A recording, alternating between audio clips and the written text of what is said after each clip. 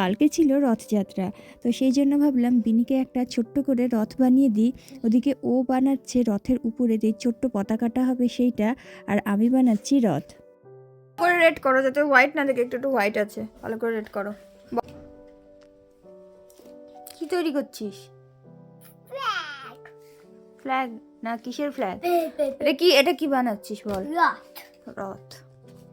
বিনির জন্য একটা রথ আমি 2 বছর আগেই বানিয়েছিলাম, কিন্তু ওটা আগে যেখানে থাকতাম ওখানেই ফেলে এসেছি।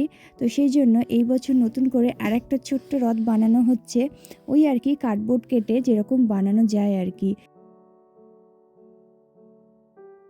বিনির আজকে স্কুল ছিল, তো সেই জন্য এই সমস্ত কাজ করতে করতে প্রায় সন্ধেই হয়ে গেছিল। ফ্ল্যাগটা কি সুন্দরভাবে বিনি কালার করে দিয়েছে, আর বিনির দাদু কেটে দিয়েছে।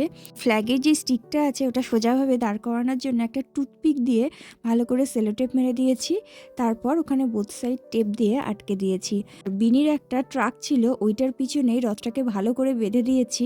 এবার ভাবলাম কয়েকটা গোলাপ ফুল বাড়িতে আছে, সেটা দিয়েই সুন্দর করে সাজিয়ে দিই। আর অভিজিৎ এখনও বাড়িতে আসেনি, ও বাড়িতে আসলে ঠাকুরের একটা প্রিন্ট আউট বের করে দেবে, সেটাই রথের মধ্যে সুন্দরভাবে আটকে দেব। আর এদিকে বিনি যে জামাটা পরেছে ওটা আমার মা এবার পুরীতে গেছিল, সেই পুরীর থেকে এনে দিয়েছে।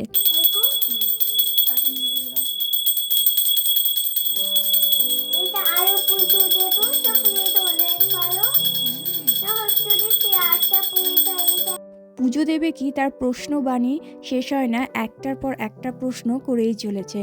তাও ভালো কোলে বসে একটু পুজো দেওয়ার মূর্তি হয়েছে।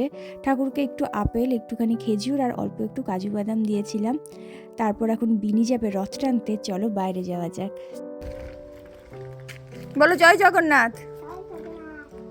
আস্তে আস্তে টানো।